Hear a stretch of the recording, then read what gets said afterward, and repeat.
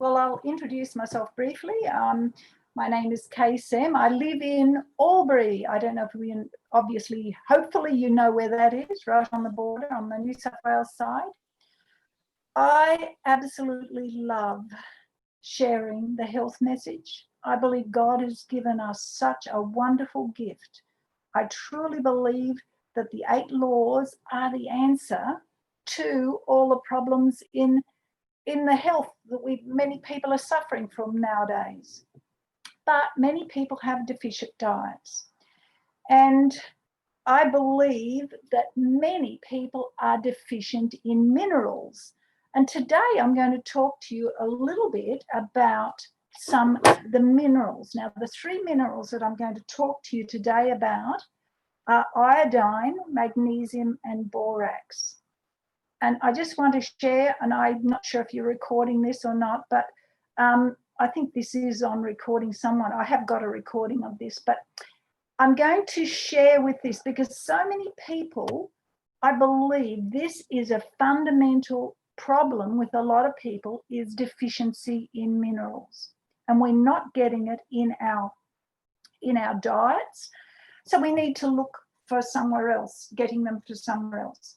Now, the information, first of all, the information that I'm going to share with you on iodine is from this book, primarily from this book by Dr. David Brownstein, who is an American doctor, but he's got lots and lots of information on iodine. He treats loads of people with iodine or with problems, and this particular book is on iodine, why you need it, why you can't live without it.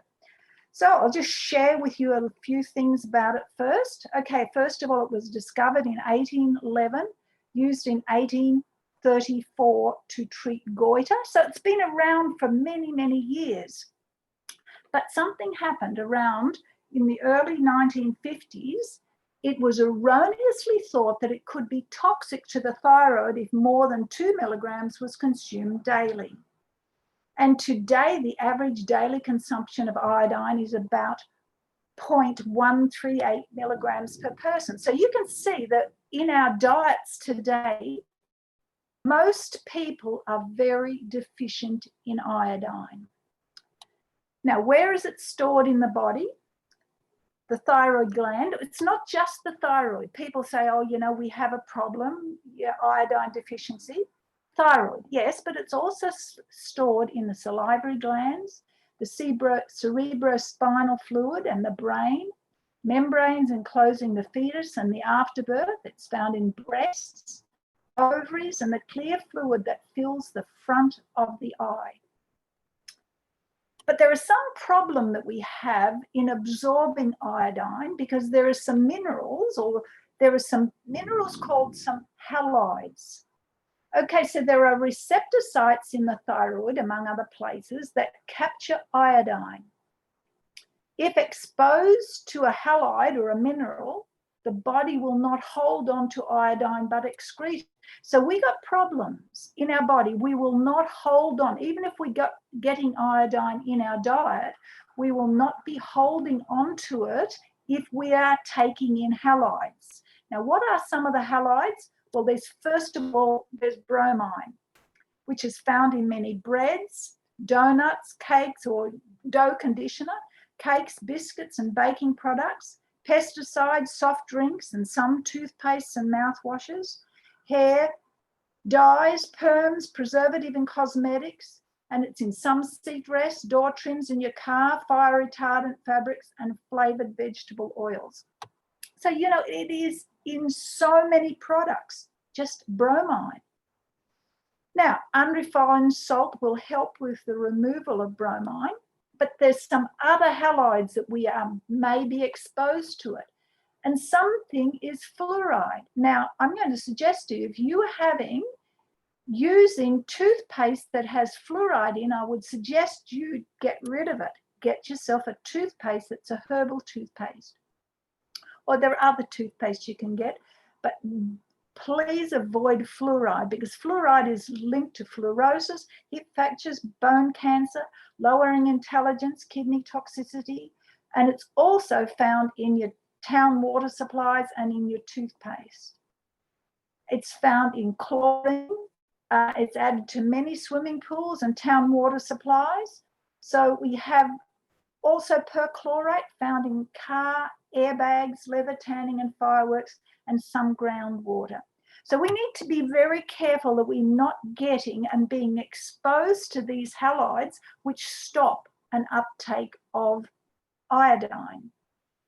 Then there are some foods that we also, that compete with iodine and inhibit thyroid function. Your vegetables, basically from the cabbage family.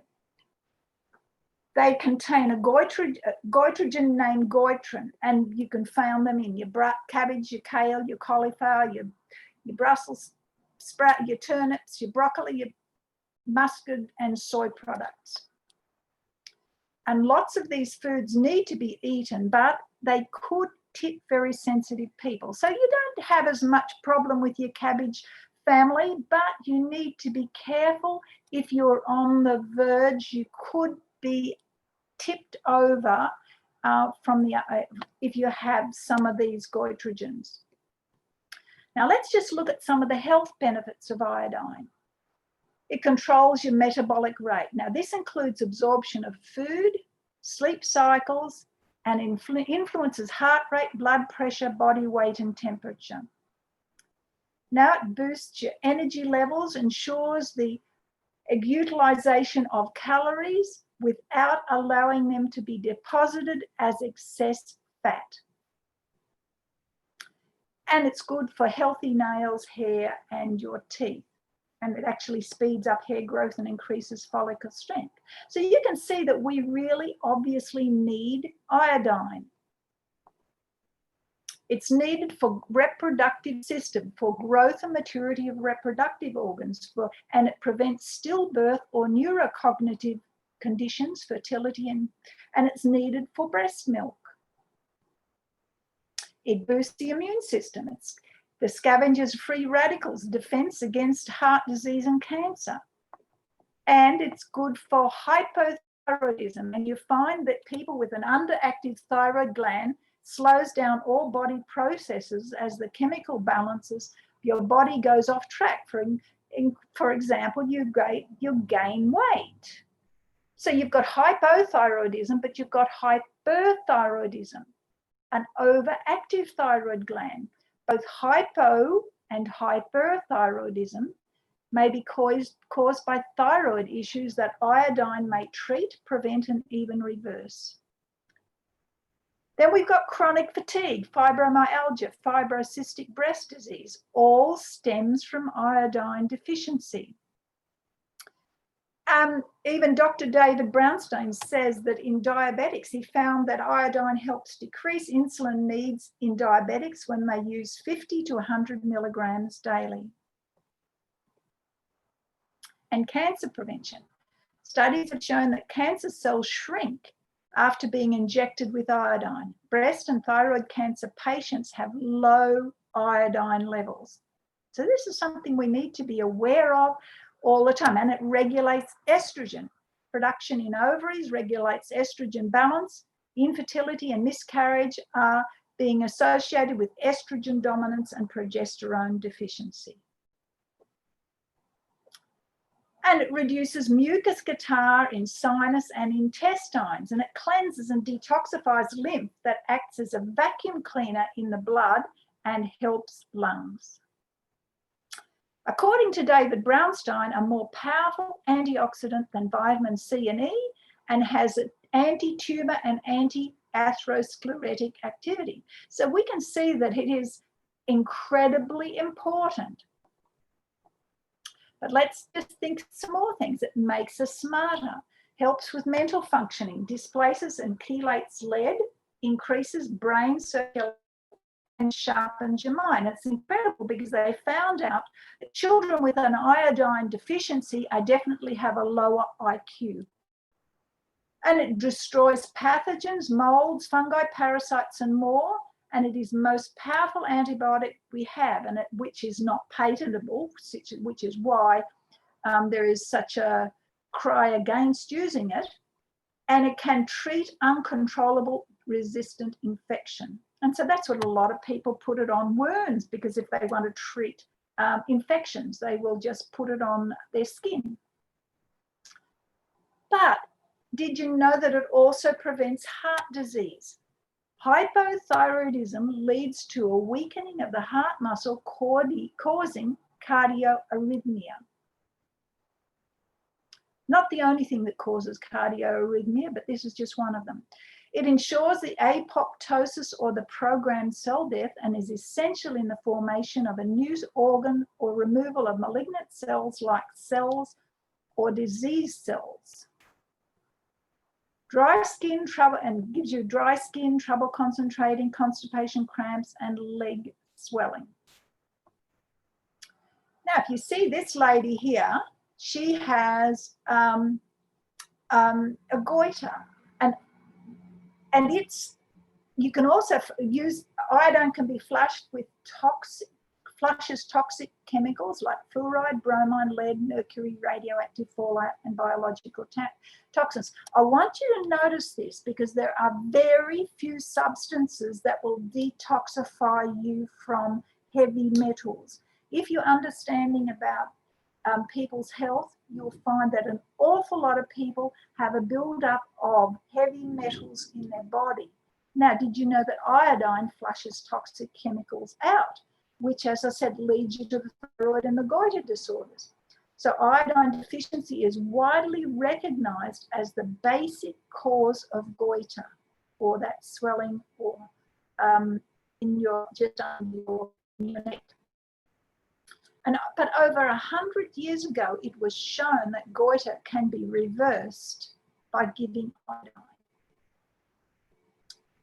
Now here, I'm just going to go through some signs of hypothyroidism, which is the underactive thyroid. It can be constipation, vague aches and pains, deafness, edema, elevated cholesterol, female infertility, goiter, abnormal menstrual cycles, anemia, bradycardia, which is a low heart rate, brain fog, cold hands or feet. Now, who are those? So many people can identify with the brain fog one, but cold hands or feet. You know, I suffered this for years and years when I was a younger woman. I didn't know that that's what it was a sign of. It's only in the later years that the information has been coming out that this is what it's caused. What's one of the signs of low hypothyroidism?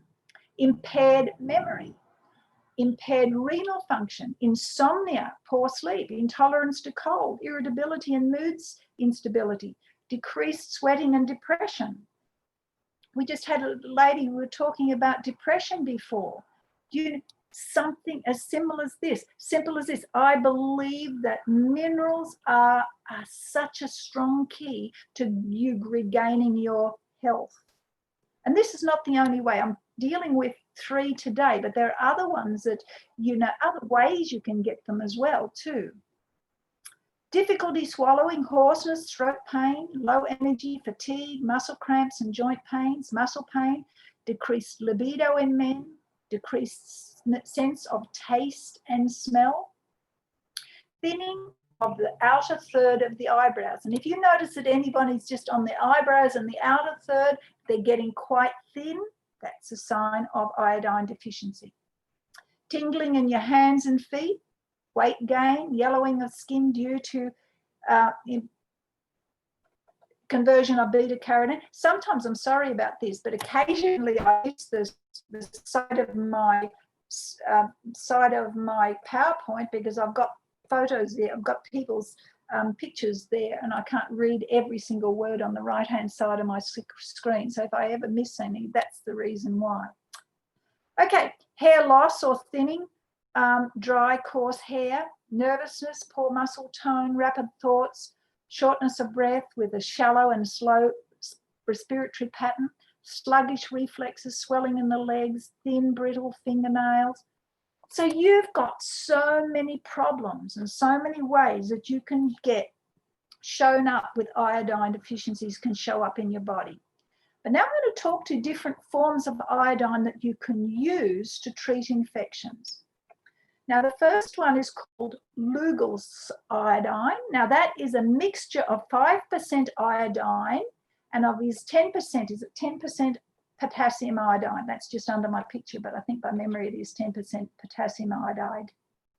2 drops of this solution, 5 milligrams of iodine and 7.5 milligrams of iodide, is reduced form of iodine which contains an electron. Use 2 drops per day for widespread problems. Okay, so what we're talking about there is Lugol's iodine can be found, and you maybe can't buy it from all chemists, but I bought some from Amcol chemists, and it's not called Lugol's iodine, but it is a mixture of the right percentage. You've got 5% and is 10%. I'll just check it up on here. 10% potassium iodide, yeah, that's right. So you've got those 2. So you may, as I said, I got mine from Amcol. I went in there and I just said I'd like a bottle of iodine, and immediately, and most people get asked what they want it for, which I just said, oh, look, I just want to use it. I have it in my home.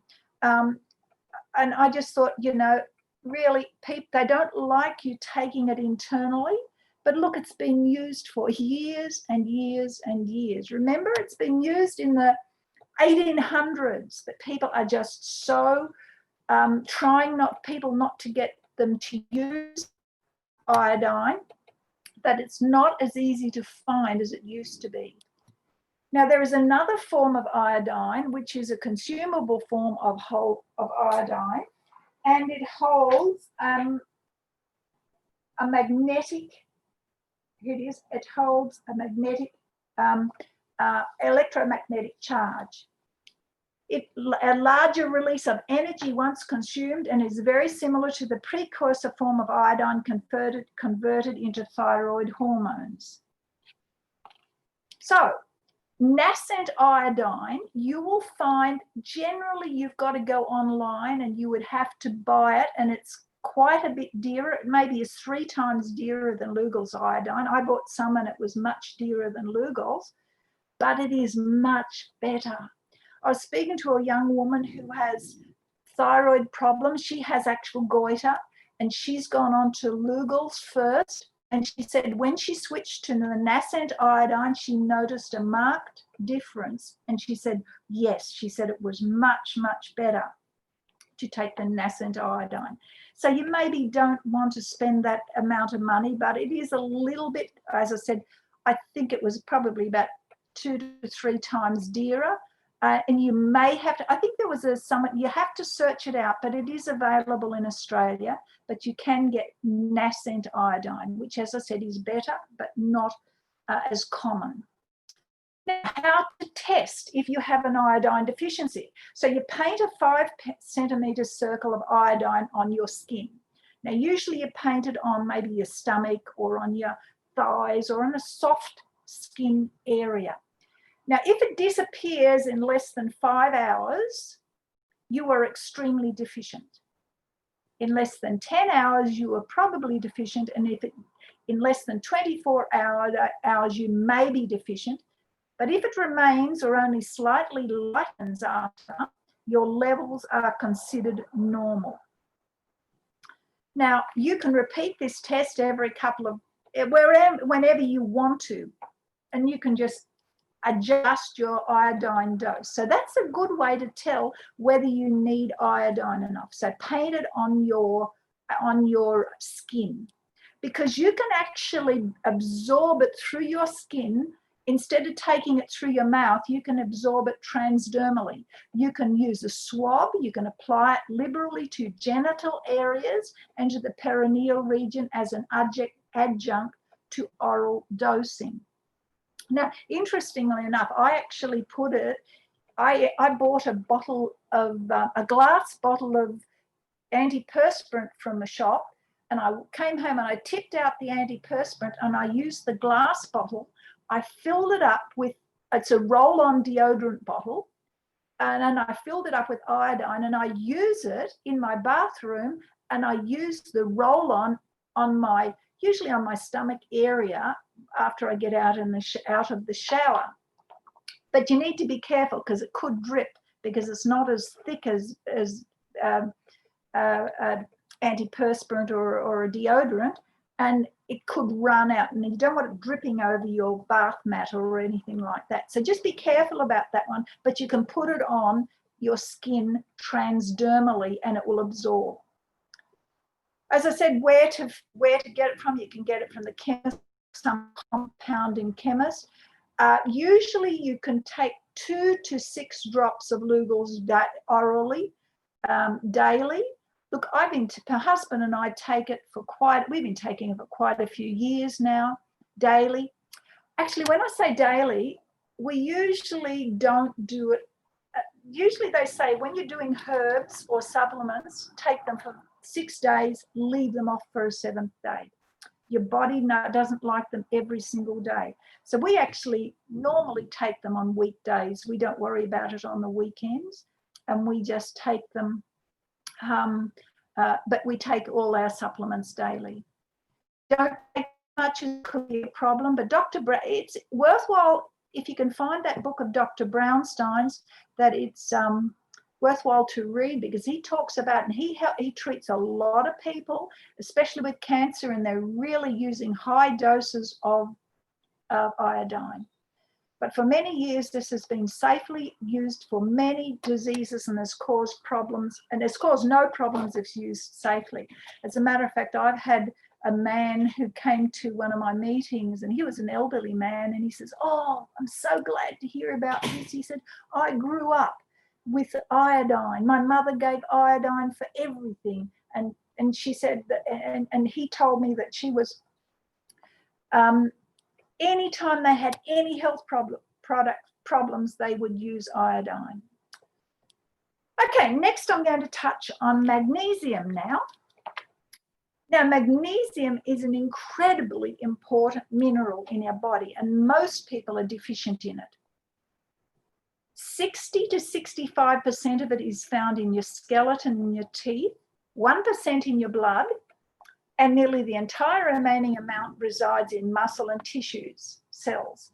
So if you are going to go to your doctor and you're going to get a blood test for magnesium, because you don't have much magnesium in your blood, you would need to be very deficient before it showed up in a blood test. Because most of it remains in your skeleton, teeth, in your muscles and your tissues. Now, it's incredibly important for life and health. It's used in every organ, especially your heart, your muscles, and your kidneys. It's involved in the creation and transport and creation of proteins, the RNA and the DNA.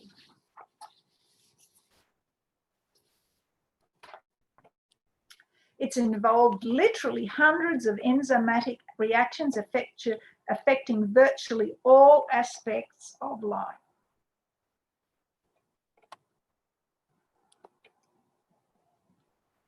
Magnesium is an essential element for both animals and plants.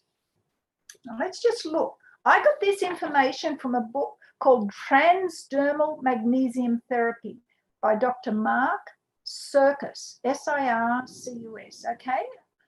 And plus I've also got an awful lot of information from Carolyn Dean, a doctor and a naturopath, and her book is called The Magnesium Miracle. And I've got lots of information and talks by Dr. Carolyn Dean, wonderful information that these people putting out there.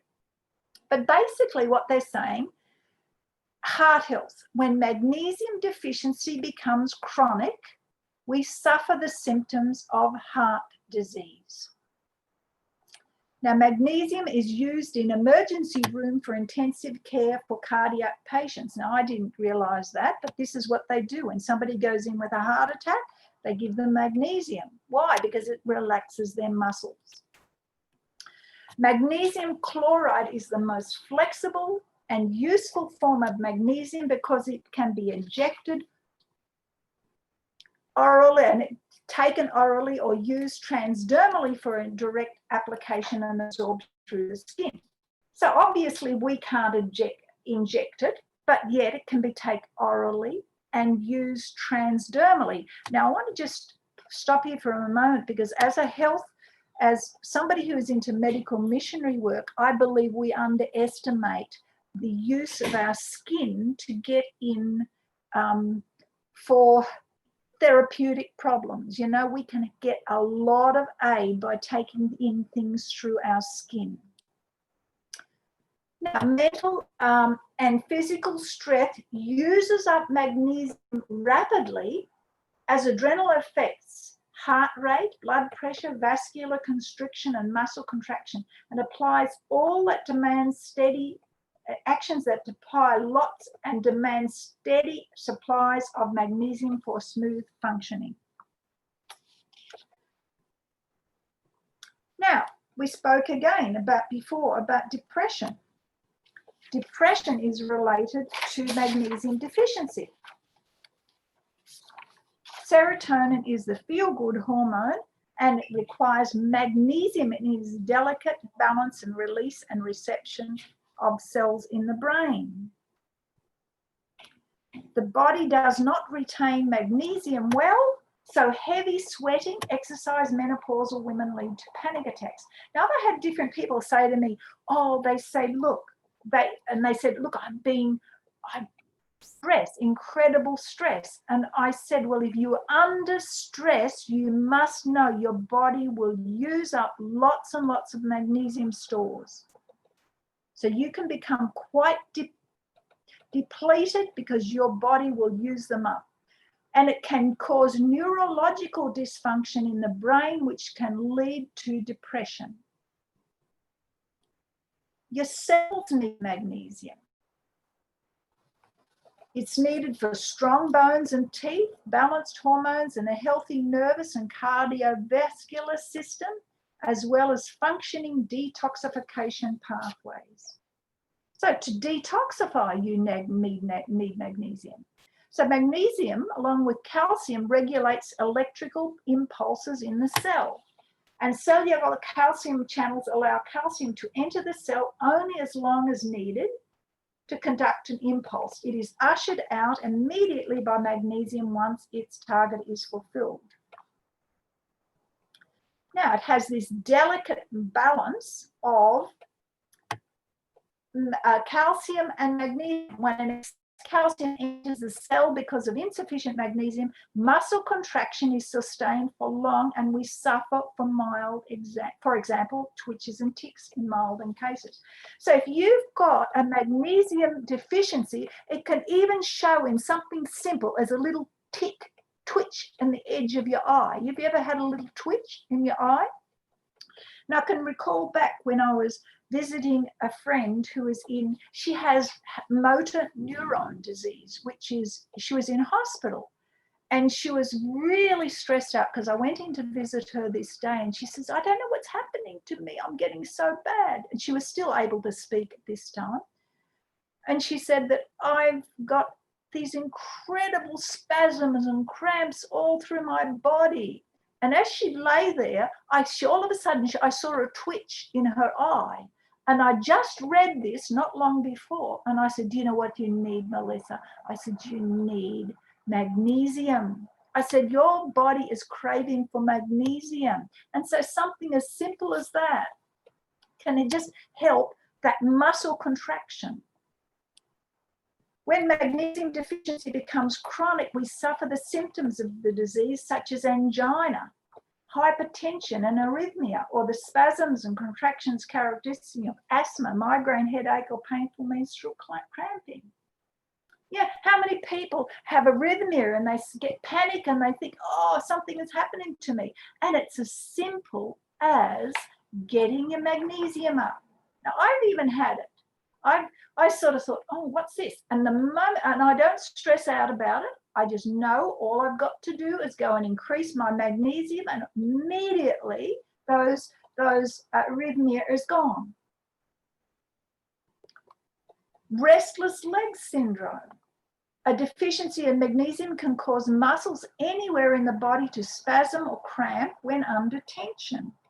And ironically, the muscles can also spasm when they have been at rest or asleep. So when you wake up in the middle of the night and you've got this incredible cramp, That's a sign you're magnesium deficient. Okay, so what I've done, and I've shared this with myself, I've shared this with other people, I've told my husband, and it was recently he woke up in the middle of the night with this incredible cramp. And I've got magnesium beside my bed, and he immediately put on the magnesium, and immediately he just stops the cramps. I'll share with you how I apply the magnesium in a little while. It regulates hypertension, so you've got your high blood pressure. So it has no effect on those with normal levels. So you need it for if you've got high or low blood pressure. In one study, people who took 450 milligrams per day experienced a significant decrease in systolic and diastolic blood pressure. Sleep improvement. Now, so many people know that if you want to get a good night's sleep, take magnesium before you go to sleep, because it is a natural muscle relaxant. Relaxes the brain and your nervous system. Migraine headaches. So magnesium is also known to relax your blood vessels, and many headaches that are caused by muscle contraction and uneven blood flow to the brain. Skin care, okay? So magnesium has been shown to break apart different fats and therefore helps aid in reducing skin oiliness. It also reduces stress-related skin irritations such as acne and rosacea. It regulates diabetes. 48% of diabetics have low levels of magnesium in their blood. Now, you know, I just said to you before that iodine helps diabetics. Now, here I'm saying magnesium helps diabetics. So you see that you can help people by going deeper than just using drugs. This is the way. You've got to start getting people build up their mineral deficiencies in their body. Their muscles and liver cells are unable to properly absorb sugar from the bloodstream. And in addition, the high levels of insulin lead to a loss of magnesium in the urine, further reducing your body's levels. Now, your gut health affects absorption. Irritable bowel syndrome, leaky gut syndrome, candida and other gut disorders can severely limit the amount of magnesium that the body will be able to absorb. Older adults often produce less hydrochloric acid, which can improve mineral absorption in general. Anti-inflammatory effects. So low magnesium intake is linked to chronic inflammation, which is the cause, the basic root problem of your aging, obesity, and your chronic disease. Low blood magnesium levels lead to high blood sugar, insulin, and triglyceride levels. So once again, some people, they can't go, oh, I can't get down my blood sugar. It's just high all the time. Well, you need to look, obviously, at diet, but obviously your body needs to have more magnesium. Dr. Carolyn Dean says that most people are so deficient in magnesium and they don't realize it because we haven't got it in a lot of the soil. Premenstrual tension syndrome, okay? Water includes water retention of tiredness and irritability. It's got a role in cancers. So you've got the same whether it is the researchers noted magnesium anti-cancer effects may be related to its ability to reduce insulin resistance, which may positively affect the development of tumors. So it triggers many medical conditions. It helps the body detoxify from environmental chemicals, heavy metals, and other toxins. Now, I just told you there before that the iodine will help you detoxify from heavy metals. Now, here is another mineral that does. And most people know, as I said, it is incredibly hard to get out heavy metals out of your body. How do you get it out? How do you get them out of your brain? You know, you've got aluminium in your brain. Shouldn't be there, but it's lodged there. How do you do it? Well, this is a way that you start getting things. You've got to start at the level of minerals. Okay, it creates energy, activating muscles and nerves, helps digest proteins and carbohydrates and fats, and serves as a building block for RNA and DNA synthesis, and acts as a precursor to neurotransmitters like serotonin. More conditions, and you can go through them all. Early signs of magnesium deficiency includes loss of appetite, headaches, nausea, fatigue, weakness. Ongoing magnesium deficiencies lead to more serious symptoms such as numbness, tingling, muscle cramps, contractions, seizures, personality changes, abnormal heart rhythms, coronary spasms. So we're dealing with people who have got problems such as I said before, depression. Who's telling them get your magnesium levels up? Plus all your nutrition. It's not just magnesium, but that's a big part of it. It protects from neurological diseases. As Dr. Caroline explains, research indicates that ample magnesium will protect brain cells from the damaging effects of aluminium, beryllium, cadmium, mercury, and nickel. Low levels of brain magnesium contribute to the deposition of metals in the brain that heralds Parkinson's and Alzheimer's. So what happens is it actually appears that metals compete with magnesium for entry into the brain cells. If magnesium level is low, metals gain access much more readily. So once again, just like the halides stop the iodine getting into your receptors, once again, magnesium stops the heavy metals getting into your brain. There is also a competition in the intestines for small intestines for absorption of minerals. There is enough magnesium. When there is enough magnesium, aluminium won't be absorbed. Now, factors that influence your magnesium levels, first of all, it needs to be in the soil. Now, you can get it naturally from leafy greens, vegetables, seeds, tree nuts, whole grains, certain wildcrafted herbs, kelp, and most sea vegetables. And Celtic sea salt is a good source. But, as I said, it needs to be in the soils. But some causes loss. Now, if you're having anything with glyphosate in it, glyphosate is Roundup, weed killer. So if you're eating or you're having food that has been sprayed with glyphosate, you're actually taking it into your body, it will stop the absorption of calcium, of magnesium in your body. Plus, it is not, if you're spraying it on the plants or around plants, plants are unable to absorb magnesium into their systems, so they are very deficient in magnesium if you've got glyphosate on your plants. Cooking and processing will destroy magnesium. Alcohol in excess, sugar, soda, and caffeine, menopause, and an unhealthy digestive system. But it needs to be in partnership. A healthy ratio of calcium to magnesium in the diet should be 2 to 1 or 1 to 1, but for many it is 5 to 1 or as much as 15 to 1. So can you see, we must have that calcium-magnesium balance correct. The balance of these two minerals is very, very important.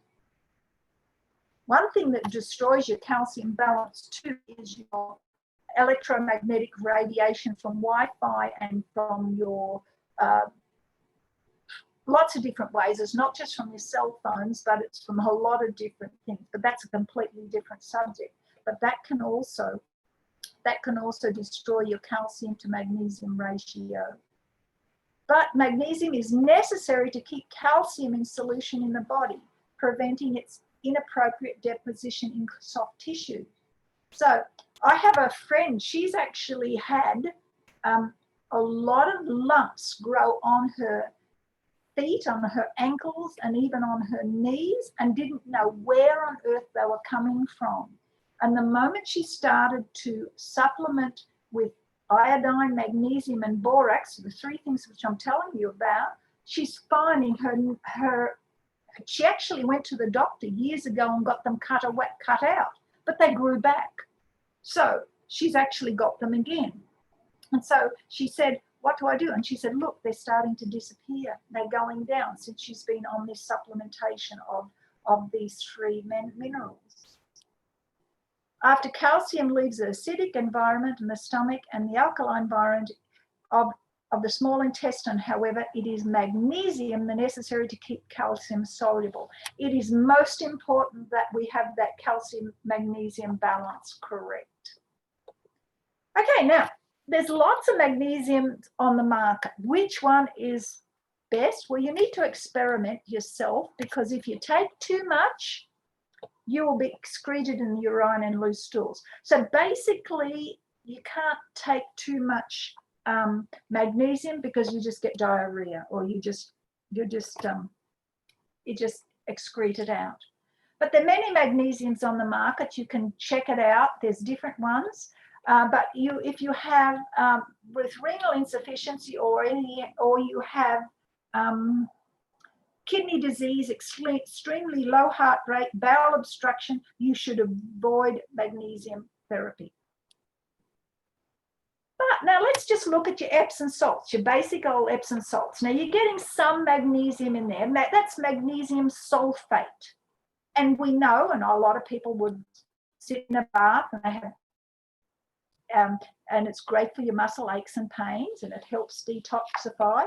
It can be used intravenously for acute attack, onset of myocardial infarction, and eclampsia in pregnancy. But who of us can put it intravenously? So what we just do, you just sit in a bath, 2 cups of Epsom salts added to a hot bath will induce sweating. And you can go to some of the produce stores that you can buy great big bags, much cheaper than if you buy a little box from your supermarket. And you can have it, and you can bathe with your Epsom salts.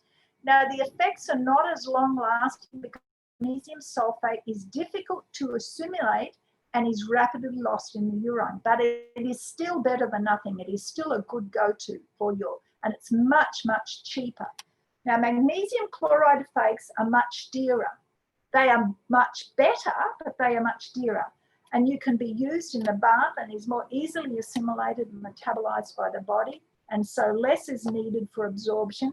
And you can use this transdermally. Now, how do you use it transdermally? Well, you can have what you call magnesium oil. Now, magnesium oil is just, I'll just show you how I make it in a moment. But you rub it on the skin. And when you rub it on the skin, the gastrointestinal tract is avoided altogether, and there is no laxative effect. And it can restore intracellular concentration in a matter of weeks rather than the months required for oral supplementation. So it is excellent to rub on your body. Now, you can use in a spray, massage, in sports, rub, foot bath, taken orally. Now, this is the way to make it. You get magnesium. Magnesium oil, if you buy it from a health food shop or wherever, is quite expensive, but it is so cheap to make. And it's not really oil. It is just a mixture, and feels a bit oily, but it's a mixture of magnesium chloride flakes and hot water, which I actually use. I put a little bit more. I make it a bit more flakes in the water, but that's just beside the point. But you bring your water to a boil, or basically you've got to dissolve the flakes, and they dissolve very easily in hot water. I transfer to a glass bottle, and then I put it in an old shampoo bottle, and I just put maybe a tablespoon of magnesium oil on the palm of my hand after a bath, and I'll rub it over my legs or over my stomach or wherever I'm going to rub it. So great way. But when you first make it, you need to be careful, or you're first trying it, because it can actually feel prickly on your body, and it can actually, or you think, oh, I don't like this. But you've got to persevere with it, because after you've used it for a week or so, I don't notice any difference to my body. I can quite handle it now. It doesn't prickle my body.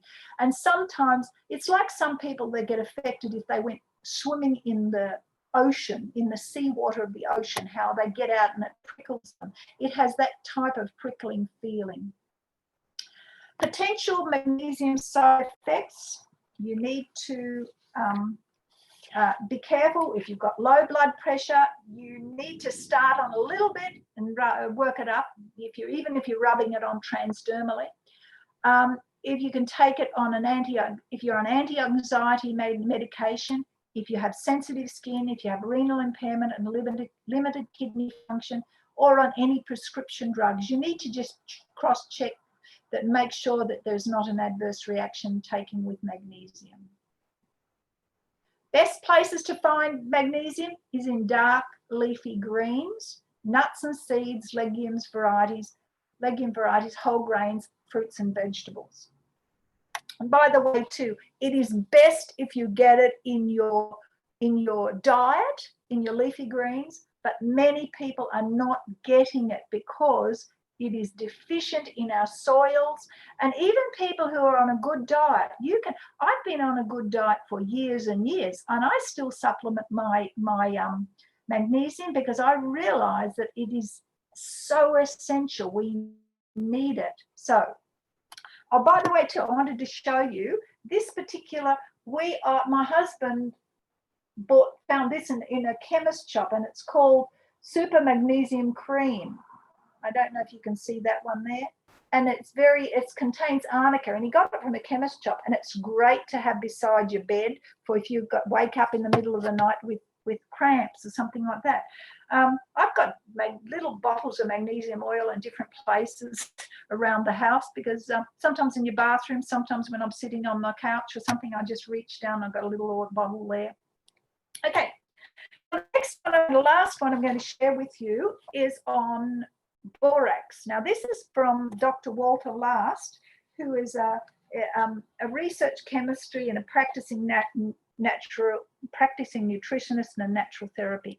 And he is talked, and his article was, what is borax?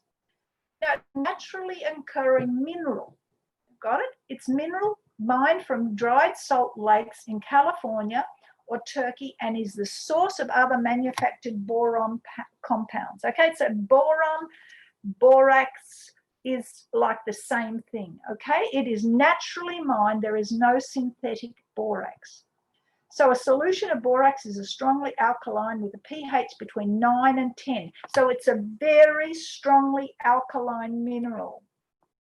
And good diets provide some boron per day, but chemical fertilizers inhibit the uptake of boron. So due to the content of boron, borax and boric acid have basically the same health benefits. Now, this talk started off in the 1960s. Dr. Rex Newman developed an arthritis, or a different, unconventional treatment for arthritis. Basically, he knew that boron aids and calcium metabolized in plants. He decided to start taking 30 milligrams of borax a day. In 3 weeks, all his pain and swelling and stiffness appeared. That was from his arthritis. So he helped some of his patients, even those with rheumatoid arthritis, juvenile arthritis, and lupus. And this is from, that rheumatoid arthritis, the very knotted up joints in your body.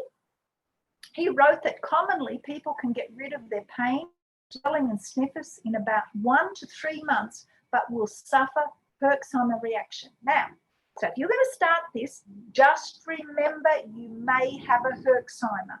If you don't know what a Herxheimer reaction is, it means that it's going to seemingly get worse before it gets action, because all those toxins are going to be allowed and they're stored, and they're going to start releasing in your system, And you're going to feel worse, but you've got to put up with that because you will definitely get better with borax.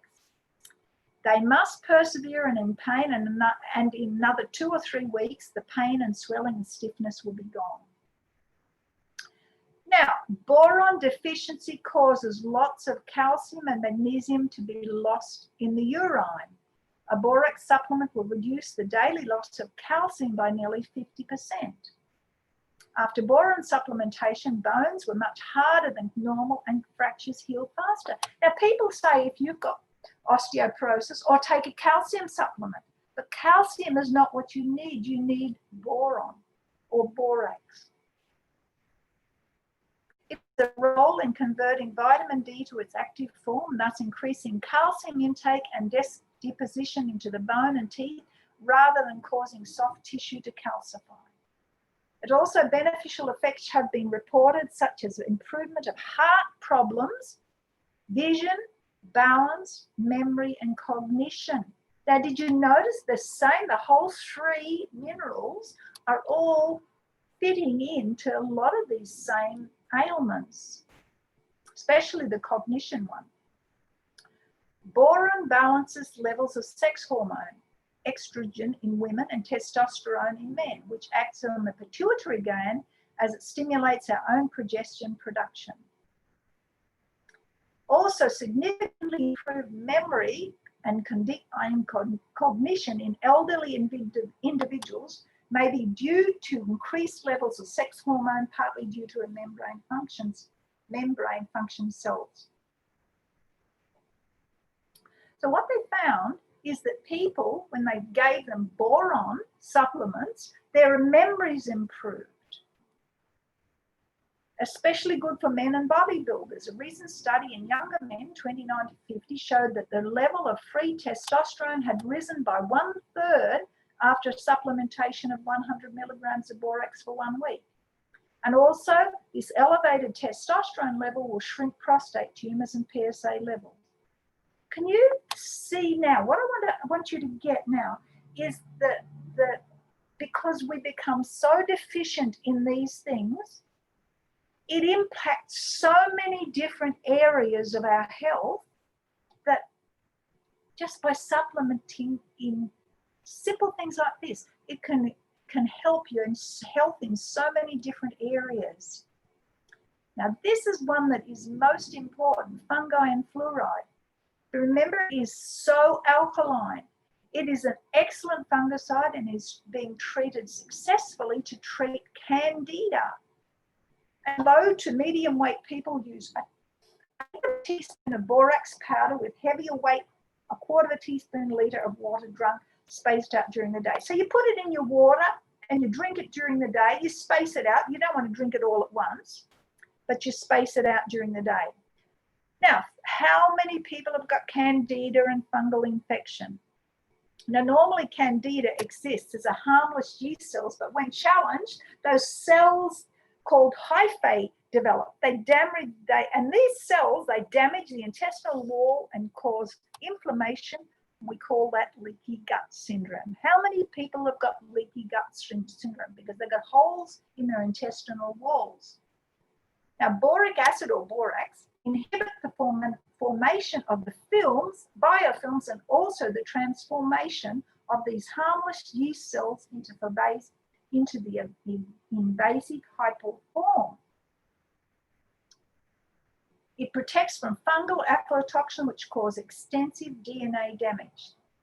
Now, it's very interesting, but psoriasis seems a lot better after 2 days drinking 1/4 teaspoon of borax in a litre of water.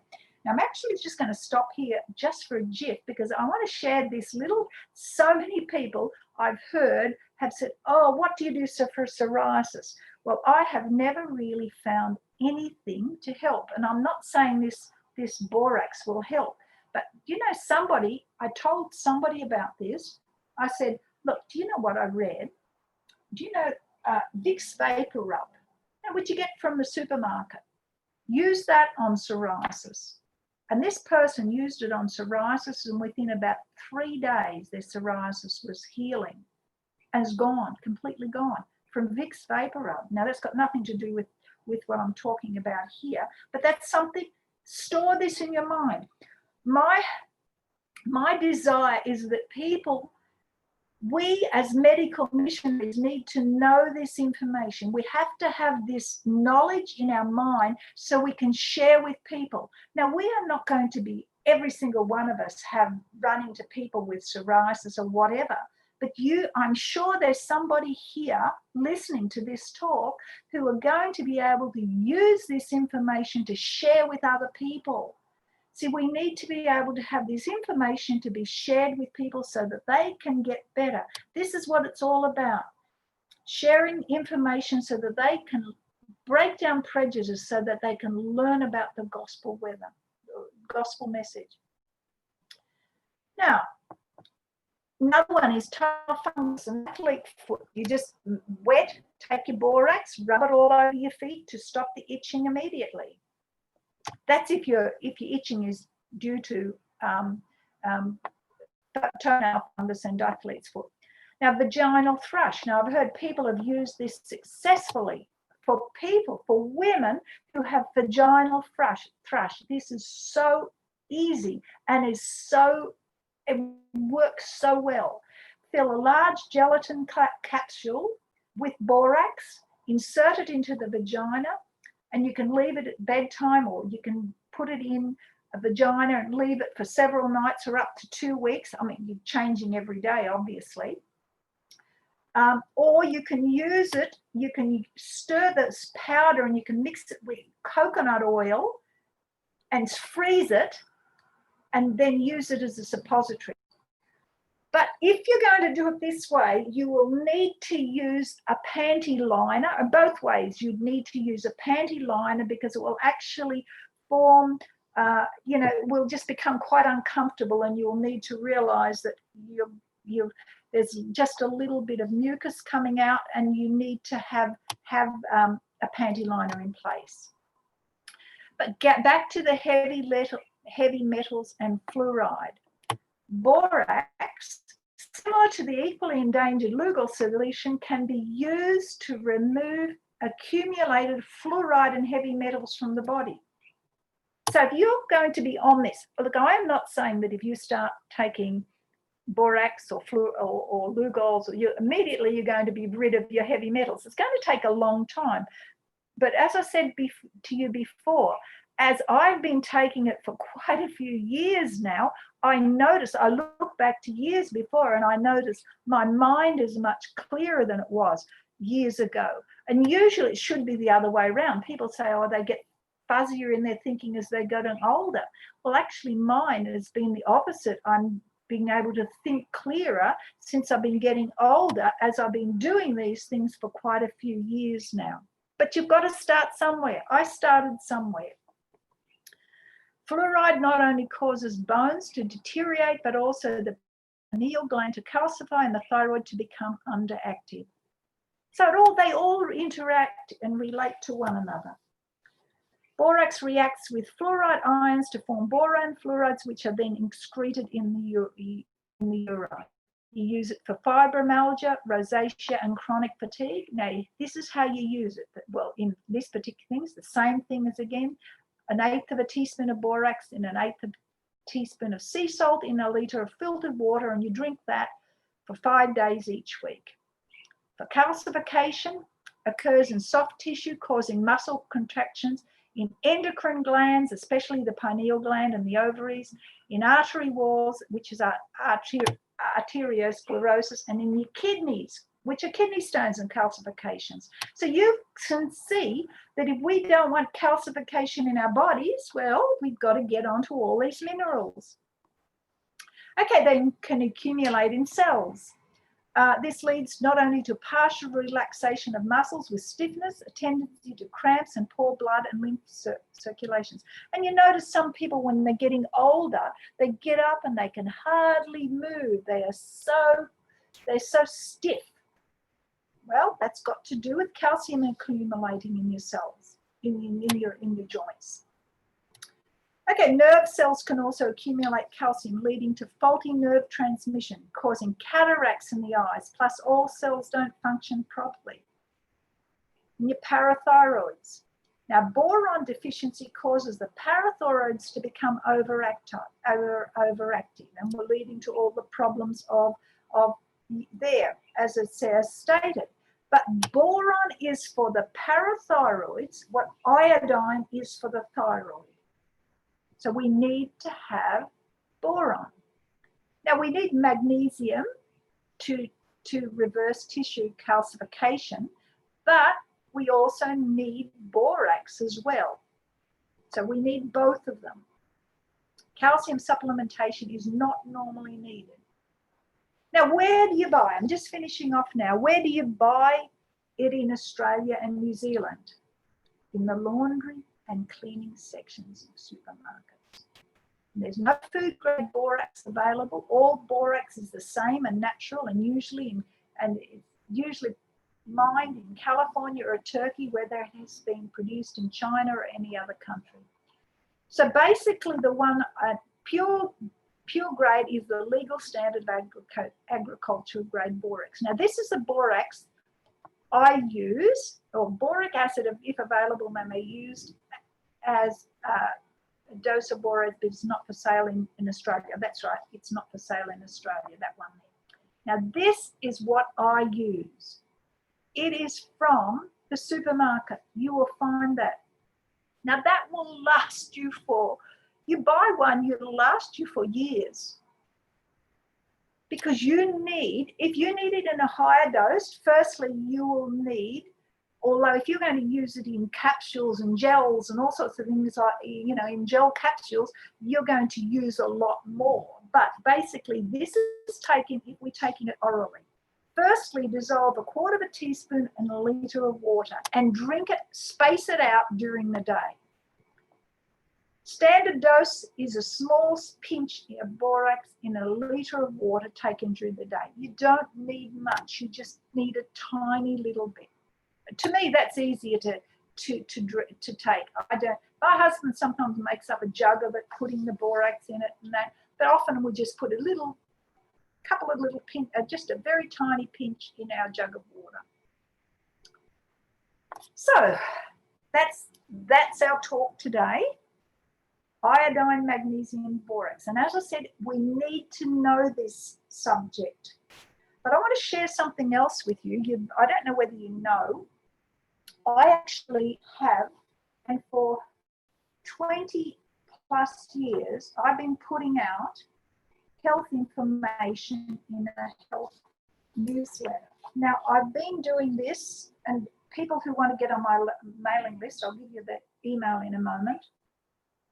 I do subjects. Now, these are like my newsletters. Just like that. Very simply put, they're not fancy or coloured. They're just basic. But you can take them, you can share them with people. I've got a website, and I'm up to number 82, and I think I've only got from number 20 through to 82. But I cover subjects such as iodine, magnesium, borax, herbs, edible oils, natural remedies, gut health, fermented foods, heavy metals, parasites, fungicides, GMOs, gluten, laws of health, recipes, health. Plus this last one I've done on liver health. The one before was on Alzheimer's. There's been cancers. Look, I've had loads. As I said, there's been over 80 newsletters. So there is countless different subjects of health information that is put out in an easy to read format that you can share with friends. And this is what I'm suggesting you. Go onto my website. You can find all my website, kaysrecipesandremedies.com. You can go into the newsletter section. You can download them there, copy them off, share them with friends you come across. And because you'll come across somebody who's had, this person has had parasites. What do I do for them? Well, this is how you help people with parasites. This one here is for Alzheimer's. This one's for depression. I have one on depression.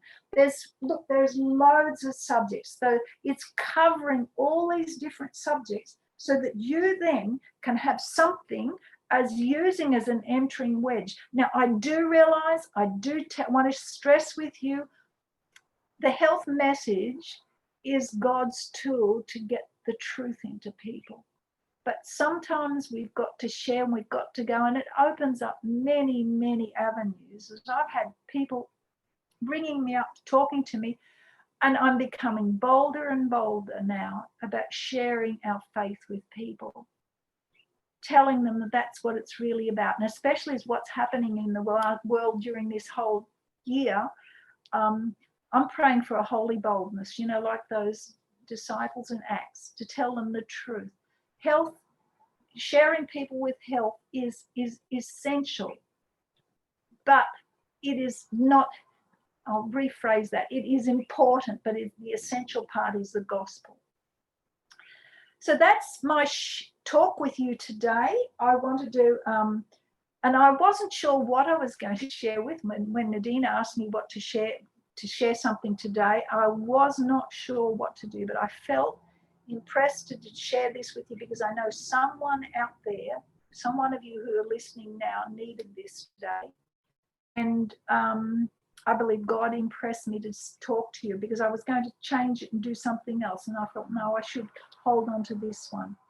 So that's our talk for today. And I'm not sure if you've got any questions. I'm not sure if you're open up for questions. So I'll leave it there with you, Nadine.